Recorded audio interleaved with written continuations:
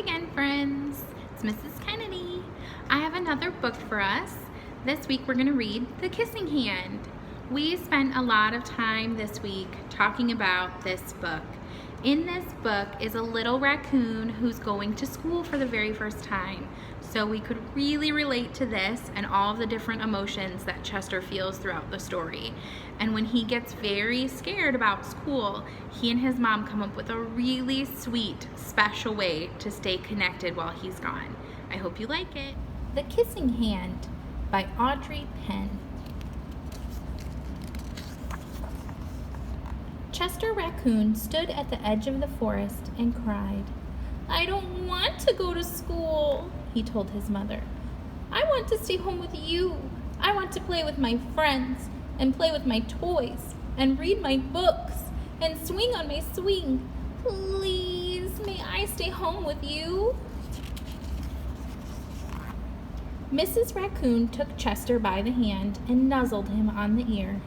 "Sometimes we have to do things we don't want to do," she told him gently, "even if they seem strange and scary at first. But you will love school once you start. You'll make new friends and play with new toys. You'll read new books and swing on new swings.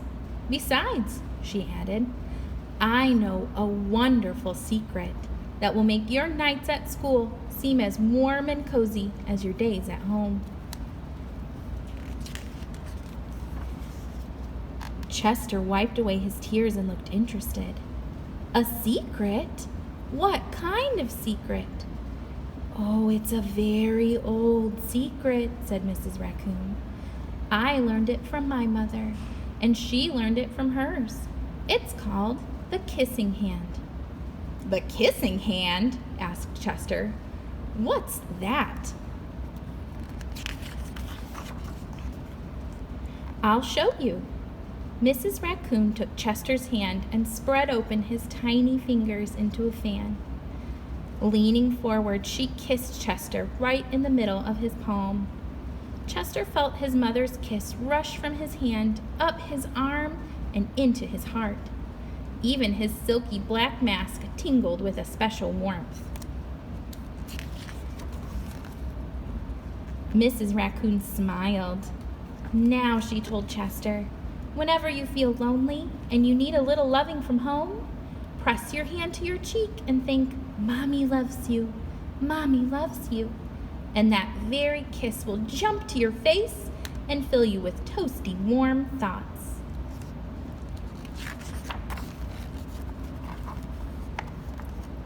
She took Chester's hand and carefully wrapped his fingers around the kiss. "Now be careful not to lose it," she teased him. "But don't worry. When you open your hand and wash your food, I promise the kiss will stick."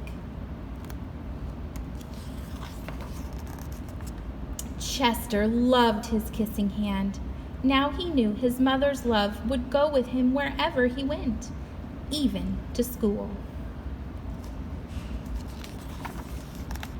That night, Chester stood in front of his school and looked thoughtful. Suddenly, he turned to his mother and grinned. "Give me your hand," he told her.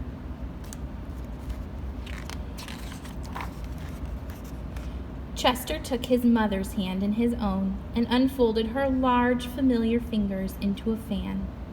Next, he leaned forward and kissed the center of her hand.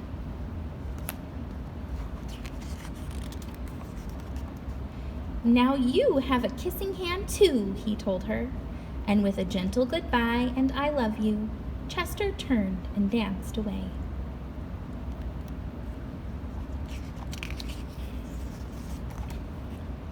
Mrs. Raccoon watched Chester scamper across a tree limb and enter school. As the hoot owl rang in the new school year, she pressed her left hand to her cheek and smiled. The warmth of Chester's kiss filled her heart with special words. "Chester loves you," it sang. "Chester loves you."